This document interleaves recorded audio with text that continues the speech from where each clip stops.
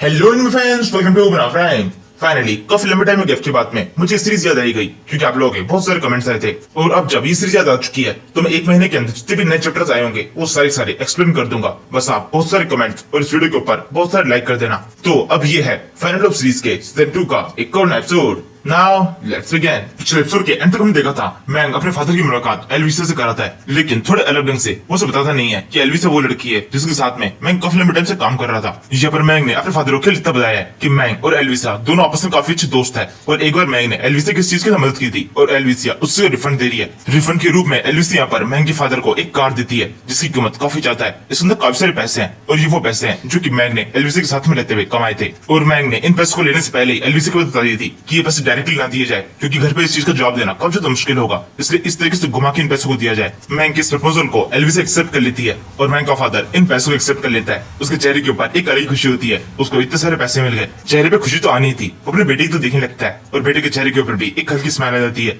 इसी टाइम पर काफी सारी गाड़ियां इसके ऊपर आके रुकती है। ये ब्लैक रंग की कार है जिनके अंदर से काफी सारे बॉडीगार्ड बाहर निकलते हैं। और फिर एक और कार यहाँ आती है जिसमें से बाहर निकलती है एक लड़की जिसका नाम है फीरोंग। फीरोंग वही लड़की है जो एक कुछ टाइम पहले टीवी के अंदर आई थी। मैंग ने इसके टाइम पर काफी ज्यादा इसकी मदद की थी और इसके की मदद भी ली थी। मैं कुछ जब भी कोई बात पूरे वर्ल्ड के अंदर फैलाई दी थी तो वो इसकी मदद लेता था, क्योंकि इस लड़की का एक काफी बड़ा फैन बेस है। काफी सारे लोग इसको जानते हैं। इसके अलावा ये लड़की कल्टीवेशन के एक फॉर्मूला के ऊपर काम कर रही थी जिसके अंदर मैंग ने इसकी मदद की। इस वजह से मैंग इनके लिए बहुत ज्यादा इंपॉर्टेंट है। यहाँ पर सामने आने के साथ में ये मैंग को देखकर उसे कहने लगती है, मैंग काफी लंबे टाइम के बाद में तुमसे मुलाकात हुई, मेरे ग्रैंडपा तुमसे मिलना चाहते हैं। वैसे हाल ही में पता चला कि तुमने एक नई कंपनी शुरू की है। तुम्हारी कंपनी हमारी कंपनी, तो तुम्हारी कंपनी के अंदर काम करने के लिए हमारे पास से जितने भी अच्छे एम्प्लॉय है उन सभी को तुम्हारी कंपनी में काम करने के लिए लगाएंगे। मेरे ग्रैंडपा का ये प्रपोजल तुम्हें कैसा लगा, इसका जवाब देने के लिए तुम्हें उनके सामने जाना चाहिए। असल में कुछ टाइम पहले जब मैं एक कार के अंदर था तभी उसे टाइम में कॉल करके उसने फेरों को सब कुछ बता दिया था कि उन्होंने एक नई कंपनी शुरू की है और कंपनी के अंदर एम्प्लॉयज की जरूरत पड़ने वाली है। और साथ में काफी सारी फंडिंग की भी। बैंक हर तरफ से जहाँ से भी मदद मांग सकता है वहां से मदद मांग रहा है, क्योंकि ये बहुत ज्यादा जरूरी भी है। क्योंकि सोलफोर्स से काफी सारे रिसोर्सेज है जो कि बैंक की कंपनी के अंदर आए हैं और बैंक के पास में अभी ज्यादा एम्प्लॉयज नहीं है जो कि उन रिसोर्स के ऊपर काम कर सके।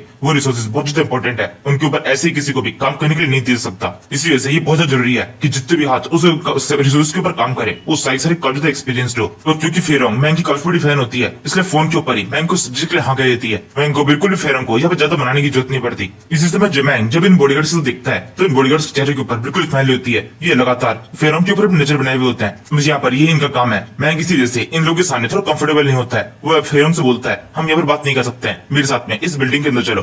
तो सामने की तरफ एक बिल्डिंग होती है जिसके अंदर सोलफोर्स से काफी सारे रिसोर्सेज है और इसके अलावा काफी सारे डॉक्यूमेंट्स भी। उन्होंने अब तक जितनी प्रोग्रेस की है वो सारे रिसोर्सेज इसी बिल्डिंग के अंदर रखे हुए हैं। जब मैंग और फेरोंग के बीच में सही बात चल रही होती है इसी टाइम पर मैंग का फादर अलग ही खुशी के अंदर होता है। वो इस लड़की को देखने से बच जाता है। वो फोन पे किसी से कहने लगता है, देखो मेरी मुलाकात किससे हुई, वो लड़की जो कि टीवी के ऊपर अक्सर आती रहती है और तुम जिसकी बहुत बड़ी फैन हो। असल में मैंग के फादर ने यहाँ पर मैंग की मॉम को कॉल किया होता है क्योंकि वो बहुत ज्यादा एक्साइटेड है। एक टीवी की एक्ट्रेस से मुलाकात होना सच में एक बहुत ज्यादा एक्साइटमेंट की बात है। इसके बाद में हम बिल्डिंग के अंदर से देखते हैं मैंग, एल्विसा, फेरोंग और ये सब कुछ इस बिल्डिंग के अंदर आता है। वो सामने की तरफ अंदर आने के साथ में एक जोर से हौसला देती है, तुम सबके सब मुझसे दूर रहो। अगर तुम में से किसी ने भी मेरे पास में आने की कोशिश की तो सारी कीमती रिसोर्सेज जिसके लिए तुम झगड़ रहे हो इनको एक ही झटके में मिट्टी में मिला दूंगा। इनमें से कुछ भी तुम्हें नहीं मिलेगा। असल में ये एक आदमी है जो कि सोलफोर्स के लिए काम करता है। इसके हाथ में एक लाइटर है और साथ में एक बॉक्स भी जिसके अंदर काफी सारे डॉक्यूमेंट्स है। बाकी असम जितने भी लोग हैं इन सभी को धमकी दे रहा है कि अगर किसी ने पास आने की कोशिश की तो इस लाइटर से इन सारे डॉक्यूमेंट्स को जला देगा। इसी वजह से यहाँ पर जितने भी लोग हैं वो सबके सब काफी डरे हुए हैं सिवाय मैंग को छोड़कर। मैंग इसे देखकर हंसते हुए सोचा लगता है ये बंदा कितना बेवकूफ है,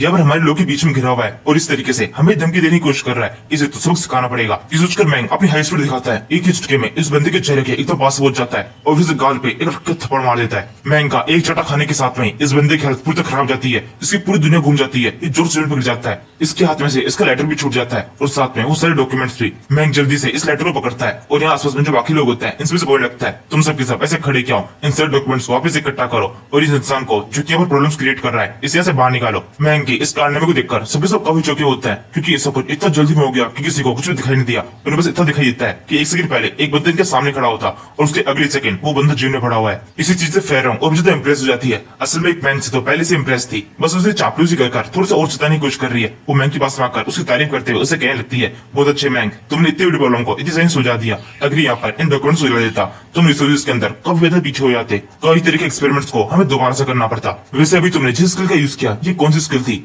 क्या ये वही डेयरडेविल स्किल है जिसके बारे में तुम पहले बता रहे थे? मैं कहता है नहीं, यहाँ पर मैंने डेयरडेविल स्किल का तो यूज किया ही नहीं। असल में डेयरडेविल तो और मुझे ताकतवर है, ये तो मेरी कोई भी नॉर्मल स्किल थी। यहाँ पर इस बंदे के ऊपर मुझे तो ताकतवर स्किल का यूज करने की जरूरत ही नहीं है। ये सुनकर तो ये लड़की और ज्यादा खुश जाती है। वो मैं के हाथों पकड़ लेती है और उसे कहने लगती है तुम तो सच में बहुत ज्यादा स्मार्ट हो और बहुत ज्यादा ताकतवर भी। तुम्हारे पास ऐसी बहुत सारी स्किल्स है जिसकी मदद से तुम किसी को भी सबक सिखा सकते हो। इस तरीके से फेरों का मैं हाथ पकड़ना मैं काफी ज्यादा अजीब सा लगता है, मैं काफी शर्म से लगती है। इससे मैं फेरों एक और अजीब हरकत करती है, वो धीरे धीरे से मैं के हाथ को अपने पास में लेके आने लगती है। इसी टाइम पर मैंग को सोच जाता है कि उसके हाथ गलत तरीके से फेरन को टच होने वाले हैं। यहाँ पर हो सकता है फेरन को तो इस चीज से कोई दिक्कत ना हो, लेकिन मैंग को दिक्कत है। वो तुरंत अपने हाथों पीछे तक खींच लेता है और उसे इससे इतना ज्यादा बुरा लगता है कि वहां से जाते हुए कहने लगता है मेरे को स्कूल के अंदर एक बहुत ज्यादा इंपॉर्टेंट काम है जो कि मुझे अभी जाके कंप्लीट करना होगा। मैं जल्दी में यहाँ पर आ गया था तो अब मैं चलता हूँ। फेरों यहाँ पर मैंग को रोकने की कोशिश करती है, लेकिन मैंग बिल्कुल रुकता नहीं है। वो उस एंड में बाय बाय चिल्लाते हुए यहाँ से भाग जाता है। ये सब कुछ देखकर एल्विसा को समझ जाती है कि मैंग यहाँ से क्यों भाग गया। वो जोर से हंसना शुरू कर देती है। फेरों को लगता है यहाँ पर वो एल्विसा के चक्कर में भागा है, क्योंकि वो एल्विसा के सामने फेरों से बात करना नहीं चाहता था, इसलिए वो उसकी तो देख के हंसने लगती है। एल्विसा इससे शायद को भी समझ जाती है। उसे कहने लगती है तुम मुझसे जलने की जरूरत नहीं है, वो मेरी वजह से नहीं भागा। मैंग और मैं केवल कुछ अच्छे दोस्त है और इसके अलावा कुछ भी नहीं। तुम्हारा रास्ता पूरी तरह साफ है। इसके बाद में हम मैंकी कॉलेज की एक लेबोरेटरी का सीन देखते हैं जहाँ पर जियानबो और ग्रिफिन होता है। ये दोनों प्रोफेसर्स हैं जिनको पुराने सीन याद नहीं है, उनको मैं रिवाइज कर देता हूँ। जियानबो वो बनता है जो कि बहुत ज्यादा इंट्रोवर्ट था। एक टाइम पर इसने कुछ एक्सपेरिमेंट किए थे जिस वजह से इसके साथ के लोग मारे गए। इसी वजह से ये बहुत ज्यादा घबरा गया। इसको टास्क मिला कि आज के बाद में किसी भी तरह एक्सपेरिमेंट नहीं करेगा और तभी से इसकी लाइफ खराब चल रही थी। बाद में मैग्नेस की मदद की खुद की बॉडी के ऊपर एक्सपेरिमेंट करने की इसको परमिशन दी और उसके बाद में एक्सपेरिमेंट सक्सेसफुल रहे और उसके अंदर दोबारा से इसका पुराना कॉन्फिडेंस आ गया। जिसके बाद में ग्रिफिन की बात शुरू हुई। ग्रिफिन के साथ में इसका थोड़ा बहुत सिस्टम चल रहा है। सिस्टम की एकदम शुरुआत हुई है, लेवल 1 पर है। जब तक जियानबो को किसी तरह की सक्सेस नहीं मिली थी तब तक कोई भी उसके सपोर्ट में नहीं था सिवाय मैंग के। लेकिन जैसे उसको पहली सक्सेस मिली है उसके बाद से ही ग्रिफिन के सपोर्ट में आ चुकी है। वो कई तरह की रिसर्च के अंदर उसकी मदद करती है और इन दोनों की अच्छी केमिस्ट्री भी चल रही है। यहाँ पर सारा काम करते हुए ये जियानबो से कहती है ये एक्सपेरिमेंट तो हम दोबारा से फेल कर चुके हैं, एनालिसिस के अंदर शायद थोड़ी सी गड़बड़ है, हमें थोड़े फेरबदल करने पड़ेंगे। जियानबो कहता है हाँ तुम बिल्कुल ठीक कह रही हो, इसके ऊपर काम करते हुए मुझे 2 से भी ज्यादा महीने हो चुके हैं और मुझे नहीं पता अभी हम कहाँ तक पहुंचेंगे। मुझे लगता है कि टैबिंग का पैरामीटर अभी तो बढ़ता ही जाएगा और शायद से इसके अंदर हमें कई साल लग जाए। मैं जल्दी से जल्दी डेयरडेविल स्किल को अगले लेवल पे जाना चाहता हूँ। वॉर शुरू हो चुकी है। नॉर्दर्न साइड के अंदर काफी सारे सोल्जर्स हैं जो कई सारे मस्टर्स से फाइट कर रहे हैं और हम यहाँ पर अभी तक एक्सपेरिमेंट्स के अंदर ही लगे हुए हैं। एक्सपेरिमेंट कहीं तक भी नहीं पहुंचे। हमें जल्दी से इन सब चीजों को कंप्लीट करना होगा। मुझे लगता है अब हमारे पास में केवल एक ही ऑप्शन है, हिट एंड ट्राई। मुझे खुद से मेरे ऊपर ये एक्सपेरिमेंट करवाने पड़ेंगे। आओ यहाँ पर आओ और मुझ पर एक्सपेरिमेंट करो। जितने जियानबो खुद को जाकर एक मशीन के बांध लेता है और फिर ग्रिफिन से आगे बोलने लगता है ग्रिफिन जल्दी आगे बढ़ो, मुझ पर एक्सपेरिमेंट शुरू करो। मुझे जल्दी से चेक करना है कि हमने जहाँ तक की प्रोग्रेस हासिल की है उससे मैं कितना ताकतवर बनूंगा। मुझे पूरा यकीन है मेरे पर कोई नेगेटिव इफेक्ट नहीं होंगे। ये सुनकर ग्रिफिन को जियानबो की काफी चिंता होने लगती है क्योंकि जियानबो ने पहले भी एक बार एक एक्सपेरिमेंट खराब कर लिया है जिसकी वजह से उसके साथी की डेथ हो गई थी। इसी वजह से ग्रिफिन उसके पास में आकर उसे कहने लगती है नहीं मैं तुम्हें ऐसा कुछ भी नहीं करने दूंगी। अभी तक ये एक्सपेरिमेंट सक्सेसफुल नहीं रहा है और जब तक हमें पूरी सक्सेस नहीं मिल जाती तब तक मैं तुम्हें अपनी बॉडी के ऊपर इस तरह कोई एक्सपेरिमेंट नहीं करने दूंगी। जियानबो कहता है क्या तुम पागल हो चुकी हो, हमारे पास में कोई दूसरा ऑप्शन नहीं है। वहाँ पर हमारे काफी सारे लोग मारे जा रहे हैं और मैं इस तरीके से अपनी लाइफ की चिंता नहीं कर सकता। मुझे खुद के ऊपर ये एक्सपेरिमेंट कराना ही होगा ताकि हम जल्दी सक्सेस को हासिल कर सके। अगर हमें सक्सेस नहीं मिलती है तो भी कोई बात नहीं, इस वर्ल्ड के उज्जवल भविष्य के लिए मैं अपना वो कुर्बान कर सकता हूँ। जियानबो और ग्रिफिन इसी ऑकवर्ड सिचुएशन के अंदर एक दूसरे चिपके हुए ये सारी बातें कर रहे होते हैं। इसी टाइम पर मैंग यहाँ पर एंट्री होती है। वो एकदम से देखते झांकता है और वो कहने लगता है मैं आ चुका हूँ, क्या आप लोगों ने मुझे बुलाया। ये कहते हुए वो इस तरीके से इन दोनों को चिपका हुआ देखता है और दिखाई देता है जियानबो को एक तरह से बांधा हुआ है और ग्रिफिन उसके ऊपर चढ़ी हुई है। इन दोनों के बीच में कुछ सीन होने वाला है। ये देखकर मैंग को लगने लगता है वो यहाँ पर आकर इनके बीच में कबाब में हड्डी बन रहा है, इनके सीन को बेकार कर रहा है। वो जल्दी से पीछे तो घूम जाता है। ये चढ़ते हुए आके बोलने लगता है मैं यहाँ पर आया ही नहीं, ऐसा समझो कि मैं यहाँ पर नहीं था, मैंने कुछ भी नहीं देखा। अब जो कुछ भी कर रहे हैं उसे कंटिन्यू कर सकते हैं। ये सुनकर ग्रिफिन पहले तो मैंग को पकड़ने के लिए भागती है। इस टाइम पर जियानबो चिल्ला कहता है तुम जैसा समझ रहे हो वैसा बिल्कुल भी नहीं है, मैं तुम्हें सब कुछ एक्सप्लेन कर सकता हूँ, जल्दी से मेरे सामने आओ। तभी ग्रिफिन भी चिल्लाती है हाँ भागने की बिल्कुल कोशिश मत करना क्योंकि तुम भाग नहीं पाओगे। ये कहते ग्रिफिन अपने एक मोस्टर यूज करती है। उसके पास में ग्रिफिन जैसा एक मोस्टर है जो कि मैंग को पकड़ लेता है और सीधे उनके सामने लेके आ जाता है और फिर उसे हवा के अंदर जोर से हिलाने लगता है। ये देखकर मैंग कहता है प्लीज मुझे माफ कर दो, मैं वादा करता हूँ यहाँ पर जो कुछ भी हुआ इसके बारे में बाहर किसी को भी नहीं बताऊंगा और इसके अलावा आप लोग की पूरी मदद करूंगा। आप लोग आज के बाद में यहाँ पर जो चाहे वो अपनी मर्जी से कर सकते हैं, मैं किसी को भी यहाँ पर आने नहीं दूंगा, पूरी तरह से इसी की रखवाली करूंगा। ये सुनकर ग्रिफिन अपने मोस्टर को इशारा करती है। वो मोस्टर मैंग को गिरा देता है और उसी टाइम पर जियानबो उसके पास में आकर उसके सर पर जोर से मारते हुए कहने लगता है अब वो बंदर को यहाँ पर हमारे बीच में ऐसा कुछ भी नहीं चल रहा था। यही कहते वो मैंग को साइड में लगता है और फिर आगे उसे कहता है वैसे भी तुम्हारी आदतों को मैं अच्छी तरह जानता हूँ, तुम कभी भी एक जगह पर पक्के तौर पर नहीं हो सकते। तुम्हें अगर मैंने कोई काम काम दिया तो तुम वहाँ पर रुके नहीं रह सकते, तुम्हें तुरंत ही वहाँ से निकलना होता है। इसलिए रखवाली काम तो तुम भूल ही जाओ, इस तरह काम तुम नहीं कर सकते, क्योंकि इसके अंदर बहुत रिस्पॉन्सिबिलिटी चाहिए होती है। जिस सुनकर मैंग अपना अगला डायलॉग मारता है। वो जियानबो के पास में आकर उससे कान में धीरे से कहता है कि सच में आप ऐसा चाहते हैं मैं यहाँ की रखवाली करूँ जिस टाइम पर आप दोनों के बीच में सारा सीन चल रहा हो, और कि सच में आप दोनों के बीच में अक्सर ऐसा सब कुछ होता रहता है, कब कब आप लोग ये सब करते हैं। ये कहने के साथ में मैंग के सर के ऊपर 3 टपलियां और पड़ जाती है। और इसी सारे मजाक की बात में अब मैंग वापस से मेन पॉइंट के ऊपर आता है। वो इन दोनों की रिसर्च को देखने लगता है कि अब तक ये काम पहुंचा है, 2 महीनों के अंदर इन्होंने क्या क्या काम किया है। मैंग सारी रिसर्च देख के कहने लगता है आप लोगों ने सारी रिसर्च कहाँ से इकट्ठा की है। ग्रिफिन बोलती है ये हम दोनों की पर्सनल रिसर्च है, इसके अंदर हमने ये पता लगाने की कोशिश की है कि अपने डेयरडेविल स्किल को अगर ऐसे छोड़ दिया तो 30 साल के अंदर इसकी पावर कितने तक बढ़ सकती है। ये सुनकर मैंग को दोबारा से मजाक सूझता है। वो कहने लगता है आप लोग जिस तरीके से आपस में एक दूसरे से चिपके हुए थे वो रिसर्च भी कब शानदार लग रही थी, और जहाँ तक मुझे लगता है 9 महीने या फिर 1 साल के अंदर ही आपको रिसर्च का एक अच्छा रिजल्ट देखने को मिल जाएगा। आप चाहे तो मैं चला जाता हूँ और आप लोग आपस में एक्सपेरिमेंट करके देख सकते हैं। जिसमें ग्रिफिन मैंग के कानों को पकड़ लेती है और उसे कहने लगती है दोबारा कहना एक बार, तुमसे कहा ना हमारे बीच में ऐसा कुछ भी नहीं चल रहा था, अगर तुम्हारे मुंह से इस तरह कोई बात दोबारा से निकली तो तुम्हें एक बड़ी सजा मिलेगी जिसका पछतावा तुम्हें जिंदगी भर होगा। ये सुनकर मैंग अब रोना शुरू कर देता है और रोते बोलता है नहीं नहीं मुझे छोड़ दीजिए, मेरे साथ में ऐसा कुछ मत कीजिएगा, मिस ग्रिफिन गू मुझे माफ कर दीजिए। ये कि तो मैंग ने एक और ताना मार दिया होता है। असल में जियांग का पूरा नाम जियान गू है, यानी कि गू यहाँ पर तो सरनेम है, और यहाँ पर मैंग ने ग्रिफिन के साथ में उस सरनेम को लगा दिया। जिसे सुनकर ग्रिफिन थोड़ी घबरा जाती है। वो शर्माते हुए मैंग के कान को छोड़ देती है और उसे कहने लगती है तुम्हारी हिम्मत कैसे हुई मुझे इस नाम से बुलाने की, तुम मेरे साथ में इस तरह से नाम कैसे जोड़ सकते हो। मैंग यहाँ पर ग्रिफिन के शर्माए हुए चेहरे को देखकर थोड़ा हंसने लगता है। इसके बाद में उसकी नजर जियांग के ऊपर पड़ती है। जियांग काफी ज्यादा खुश है, वो उससे धीरे से थम्स अप का इशारा भी कर देता है। यहाँ पर इशारों में ये दोनों एक दूसरे को ऑल द बेस्ट बोल देते हैं। उसके बाद में मैंग यहाँ से चला जाता है। और अभी इस टाइम पर ये अपने कॉलेज के अंदर आराम से घूम रहा होता है, तभी कहीं से इसका मेल आता है। तो चलता है ये मेल आया है गाओ जी की तरफ से, यानी कि उस प्रोफेसर की तरफ से जिसने अपने आप को इंजर्ड करके एक मॉन्स्टर में ट्रांसफॉर्म कर लिया था। और ये मेल आया है, इसका मतलब ये बंदा जिंदा बच चुका है। उस बिल्डिंग के अंदर जितना बड़ा धमाका हुआ था उस धमाके के अंदर भी इसकी जान नहीं गई है। इस मेल के अंदर ये बंदा बताता है कि मैं बिल्कुल ठीक हूँ, तुमने मेरी काफी तरीके से मदद करने की कोशिश की,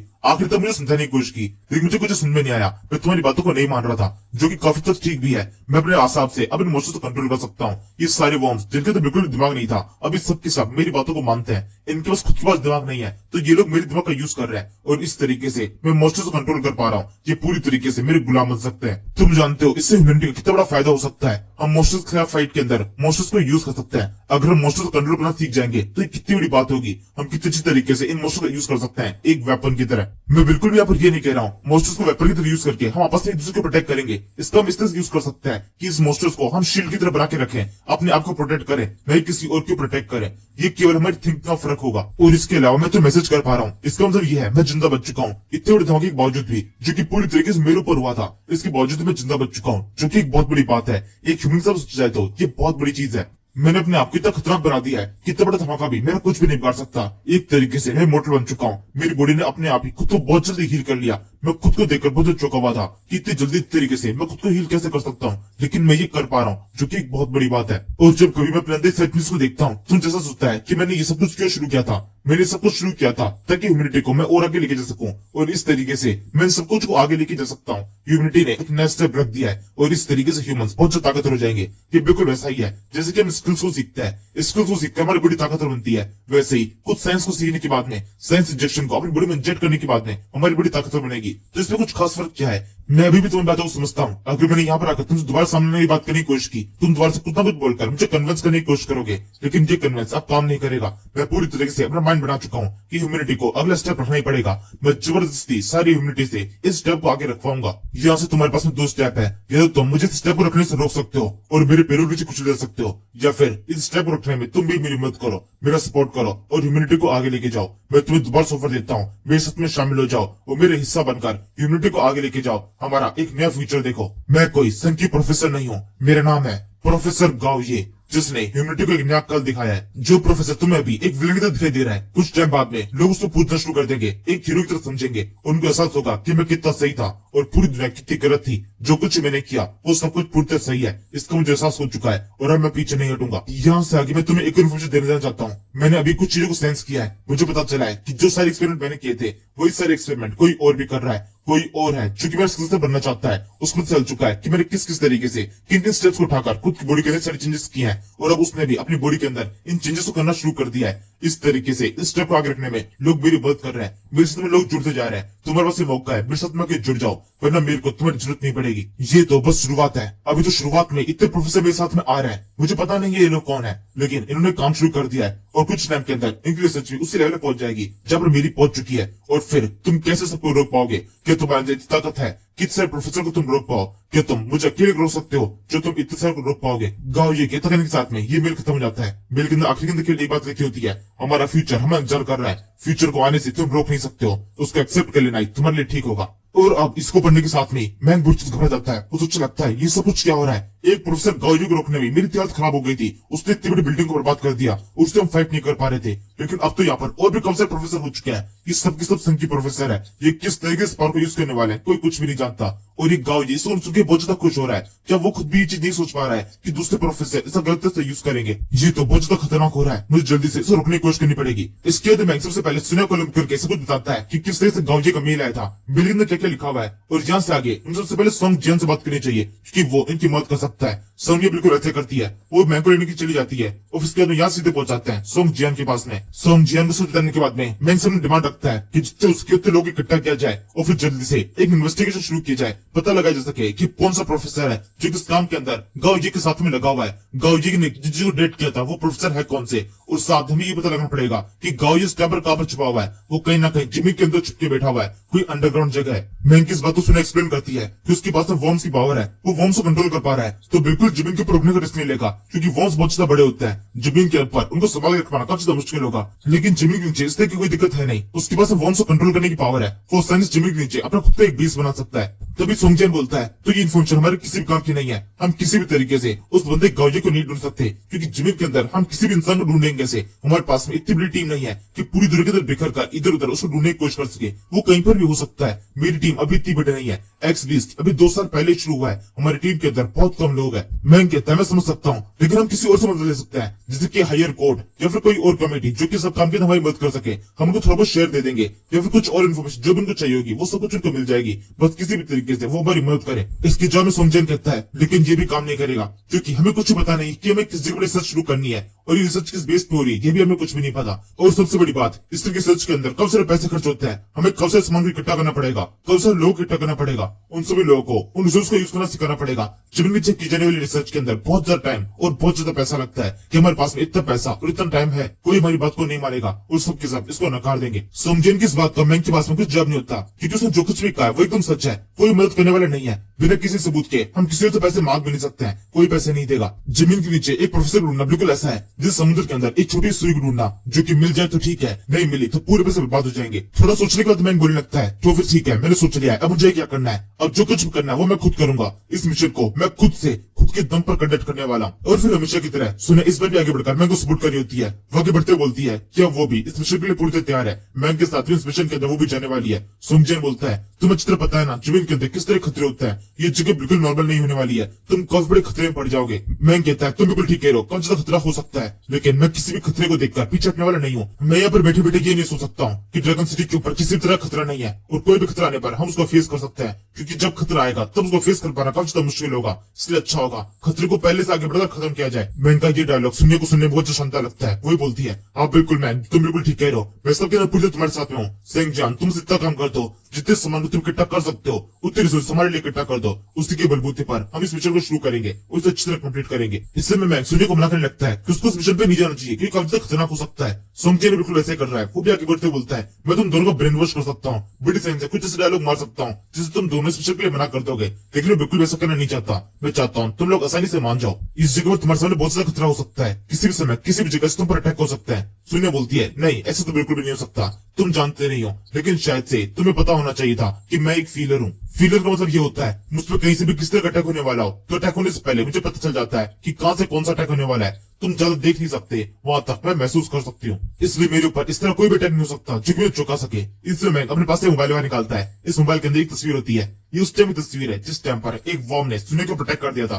और सोनिया से बचने के लिए कुछ भी नहीं कर पाई थी। मैंग हंसते हुए आगे बोलता है, इस टाइम पर आप इसके अंदर फंस गई थी, ये कैसे हुआ था? मैंग यहाँ पर दोनों से खेलने की कोशिश कर रहा है। सोनिया जो कि मैंग को सपोर्ट कर रही है, मैंग उसी की इंसल्ट करने की कोशिश कर रहा होता है। सोनिया जोर से उसके सिर पे मारते हुए आगे बोलती है, मैं यहाँ पर तुम्हें सपोर्ट कर रही हूँ, तुम्हें यहाँ पर मेरे खिलाफ बोलना नहीं चाहिए। और वैसे भी इस टाइम में मेरा दिमाग थोड़ा सा भटक गया था, तो इसी वजह से वो वॉर्म मुझ पर अटैक कर पाया, वरना किसी के अंदर भी इतनी हिम्मत नहीं है कि मुझे छू भी सके, मुझे पता नहीं चले और वो अटैक कर दे। लेकिन अगली बार मैं अच्छे से ध्यान रखूंगी कि कोई भी चीज मुझ पर अटैक ना कर पाए, और अटैक से पहले मुझे पता चल जाए। देख लेना इस मिशन के अंदर मैं ही तुम्हारी जान बचाने वाली हूँ, मेरे बिना तुम्हें सर्वाइव नहीं कर पाओगे। इधर सब कुछ कहने के बावजूद भी सोनिया का मुंह पूरी तरह से फूला होता है और उससे थोड़ा सा घबराया हुआ होता है कि उसने जब मना कर दिया तो सोनिया अगला अटैक उसके ऊपर कर देगी। वो आगे बोलता है, तो फिर ठीक है, मैं इसके लिए तैयार हूँ, तुम लोगों के लिए पूरी तैयारी में तैयार कर देता हूँ। तुम्हारे इस मिशन को मैं अपनी तरफ से असाइन करूंगा और तुम्हें मिशन के जो भी चीज चाहिए वो सबकी सब मिल जाएगी। इस मिशन के अंदर तुम एक्स बीस्ट कंपनी को रिप्रेजेंट करने वाले हो, इसलिए अगर तुम किसी भी तरह के एक्ट करोगे वो सब के सब एक्स बीस्ट कंपनी के ऊपर इम्पैक्ट डालेंगे। तुम्हारा मिशन होगा किसी भी तरीके से प्रोफेसर गाओजी को ढूंढना और उसको खत्म कर देना,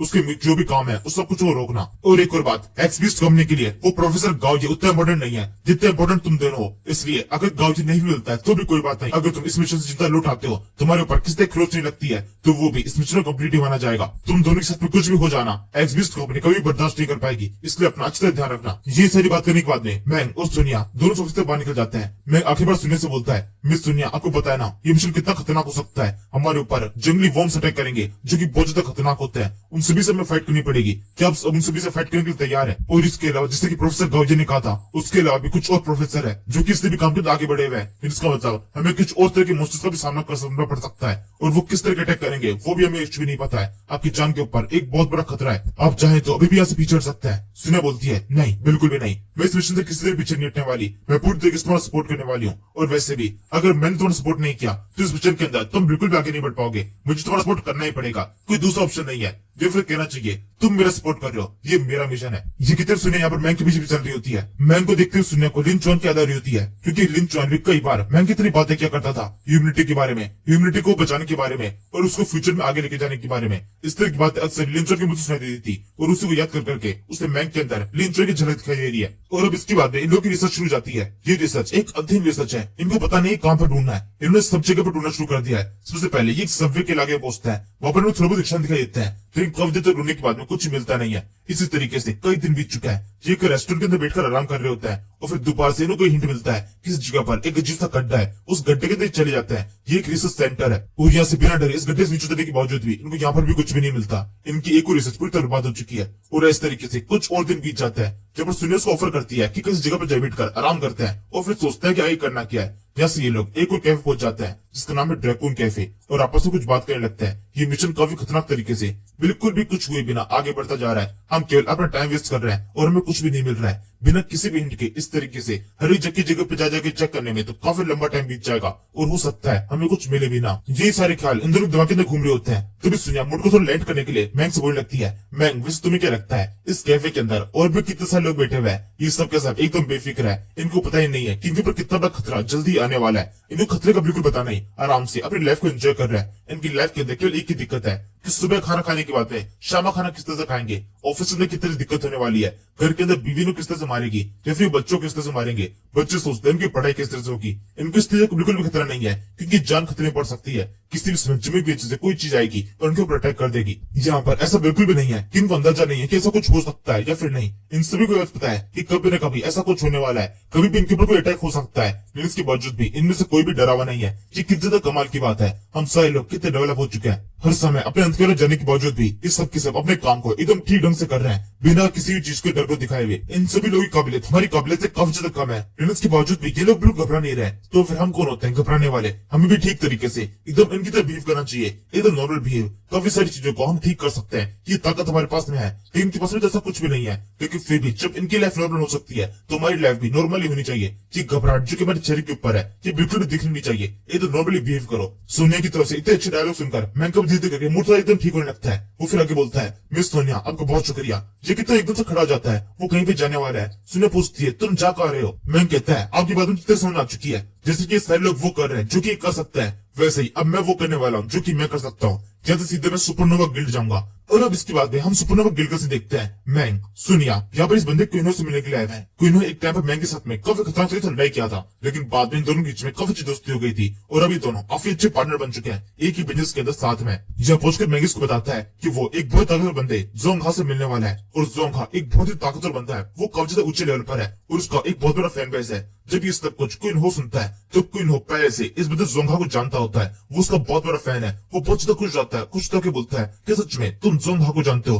क्या तुम एक बार प्लीज एक बार मुझे उससे मिलवा सकते हो, ये बहुत ज्यादा अच्छा रहेगा। ये सुनते ही मैंग को उसकी दुखती रस मिल जाती है। वो उससे बोलता है, मैं तुमसे कहा ना चुप रहो, पहले मेरी पूरी बात ध्यान से सुनो, बिल्कुल भी इंटरप्ट मत करना, वरना मैं अपनी बात को यहीं पर रोके चला जाऊंगा। जिसको फिर क्विनहो पर शांत हो जाता है। मैं आगे बोलता है, और इतना ही नहीं, हमारी मुलाकात एक और बहुत खास बंदे से होने वाली है जो कि एग्यू मार्शल आर्ट कंपनी का लीडर है। क्या है ना, हमने डेयरडेविल नाम से एक स्किल इन्वेंट की है जो एक ज्यादा खतरनाक है। उस स्किल के बारे में हम इस प्रोफेसर को बताने वाले हैं। ये प्रोफेसर उसके उद्घाटन के टाइम पर वहां पर आने वाला है और वहां पर आकर वो सबको इस स्किल के बारे में बताने लगेगा, मतलब एक शानदार स्पीच देगा। इसी के साथ में क्विनो और भी ज्यादा खुश जाता है। वो असल में इस बंदे का भी एक बहुत बड़ा फैन है। वो इससे मिलना चाहता है। वो कुछ तो बोलने लगता है, क्या मैं तुम्हारे पांच हो सकता हूँ, क्या तुम प्लीज एक बार मुझे इससे मिलने का मौका दे सकते हो। अगर तुम ऐसा करोगे तो इसके बदले में मैं तुम्हारे पांच होऊंगा, तुम जो कुछ बोलोगे वो मैं करने के लिए तैयार हूँ। तो मैं दोबारा से किताब घूर के देखता है, जिससे कह रहा हूँ मैं तुमसे कहा ना एकदम शांत रहो। क्विनो तुरंत अपना मुंह बंद रख लेता है और आगे बोलता है, ठीक है तुम जो कहना वो कहो, मैं तुम्हारी सारी बातों को सुनने के लिए तैयार हूँ। क्विनो इस टाइम पे ज्यादा एक्साइटेड है कि वो बोल के बता रहा है कि वो चुप हो चुका है और लगातार फिर बोलता ही जा रहा है। इसके तुम्हें आगे बताता है कि जो डेयरडेविल स्किल इन्होंने इन्वेंट की है, उस स्किल को इन्वेंट करने के बाद में उस स्किल की प्रैक्टिस करने के लिए इन्होंने कुछ पोर्ट्स को बनवाया है जिसके अंदर बैठकर उसकी स्किल की प्रैक्टिस की जा सकती है। लेकिन इन पोर्ट्स के अंदर एंटर करने के लिए कुछ कॉइंस को उसके अंदर डालना पड़ेगा और उससे पहले एक मेंबरशिप लेनी पड़ेगी। जिस तरीके से हमारा बिजनेस आगे बढ़ेगा, हर जगह पर बिजनेस करने सोचना ही पड़ता है, तो इस तरीके से हम एक काफी अच्छा बिजनेस कर सकते हैं और काफी पैसा कमा सकते हैं। इसी समय सुनिया इन बातों के बीच में कूदती है। वह बोलती है, मुझे नहीं लगता मेंबरशिप काम करने वाली है, क्योंकि जितने भी लोग डेयरडेविल स्किल सीखने वाले हैं वो सारे स्टूडेंट्स होंगे जो कि अपने आप में बहुत बड़े फकीर होते हैं। वो बिल्कुल भी स्किल को सीखना नहीं चाहेंगे। और सबसे पहले बात तो एकदम नई स्किल है, तो नई स्किल को सीखने के लिए कौन इतनी मेहनत करेगा। जिससे फिर मैं खुश होता हूँ सुनिया को एक्सप्लेन करने लगता है कि क्यों ये स्किल इतनी खतरनाक है और लोग इसको खरीदने के लिए इसके लिए मेंबरशिप लेने के लिए तैयार हो जाएंगे और डेयरडेविल स्किल सीखने की कोशिश करेंगे। यहाँ पर मैं बिल्कुल भी सुनिया के ऊपर गुस्सा नहीं हुआ है और ये देखकर क्विनो का भी गुस्सा आता है। वो मन में सोचने लगता है, मेरे ऊपर तो कितनी बुरी तरह चिल्ला रहा था, दोनों बार मुझको इतनी बुरी तरह डांट दिया, लेकिन क्योंकि सुनिया एक लड़की है तो लड़की की वो बिल्कुल भी चिल्ला नहीं रहा है। देखो ये बिल्कुल भी ठीक नहीं है। यहाँ पर लड़के और लड़की के बीच भेदभाव किया जा रहा है। हम लड़के हैं तो मेरे साथ में ऐसा ही होता है, कोई भी मेरे तेर देता है, फिर लड़की की बात को सब लोग ध्यान से सुनते हैं। ये ठीक नहीं हो रहा है। क्विनो की बात काफी तक ठीक होती है, बल्कि आज के टाइम पर यही बात एकदम सच है। मेरे साथ भी एक बार ऐसा ही हुआ था। नहीं, इसके लिए मैं कुछ भी नहीं बोलूंगा, तो लोग 3-4 कहानियां बना देते हो। हम इस स्टोरी के अंदर आगे बढ़ते हैं। मैंगे सब कुछ आगे बताने लगता है कि किस तरीके से इस इवेंट को ऑर्गेनाइज किया जाने वाला है और भी कितने सारे लोग यहाँ पर आने वाले हैं और ये पोर्ट्स किस तरह से वर्क करने वाले हैं। इसके अलावा मैं ये बताता है कि जितने भी मेंबर्स होंगे उन सभी को मेंबरशिप मर्चेंडाइज मिलने वाली है और जिस किसी की वजह से वो मर्चेंडाइज वगैरह होगी उन सभी को इवेंट के जितने भी लोग आने वाले हैं उन सभी से मिलने का मौका मिलेगा। यानी कि ये मौका तुम्हें मिल सकता है, मेरे होते हुए तुम्हें सभी मौके मिलने वाले हैं। तुम्हें से ज्यादा लोगों से मिलने का मौका मिलेगा। मैं तुम्हें एक करके सबसे मिलाऊंगा। बस इसके बदले मेरी एक इच्छा है, सुपरनोवा गिल्ड के जितने भी रिसोर्सेज है मैं उन सभी का यूज करना चाहता हूँ। मेरे को सभी का एक्सेस चाहिए। ये सुनने के साथ में कोई तुरंत ही आगे देता है। वो सबका इतना बड़ा फैन है, उसे इन सारी बातों को ध्यान सुना है। वो जैसे मैंग के मुंह से आवाज निकलती है कि तरीका है, वो तुरंत ही आगे देता है। ठीक है, जो भी तरीका है मैं उसे एक्सेप्ट करता हूँ, बस इसके बदले में मुझे एक बार उन सभी लोगों से मिला देना। मैं उनका एक बहुत बड़ा फैन हूँ। जे कितने तो खुश होता है, उससे कुछ लगातार आंसू बह रहे होते हैं। उसको लग रहा है कि मैंग यहाँ पर एक बहुत बड़ा हीरो है, लेकिन असल में मैंग तो यहाँ पर अपने खुद के काम से आया था। उसने क्विनो से अपना एक काम करवा लिया है और क्विनो से उसको सच से मिल चुकी है जो भी उसको चाहिए थी। असल में मैंग यहाँ पर क्विनो की मदद नहीं कर रहा है, क्विनो है जो कि मैंग की मदद कर रहा है और इसके बदले में वो मैंग को हीरो समझ रहा है। मैंग ने यहाँ पर अपने चालाकी को काफी शानदार तरीके से यूज किया है। फिलहाल यहीं पर इस सीरीज के सबसे लोग खत्म कर देते हैं। Thank you for watching.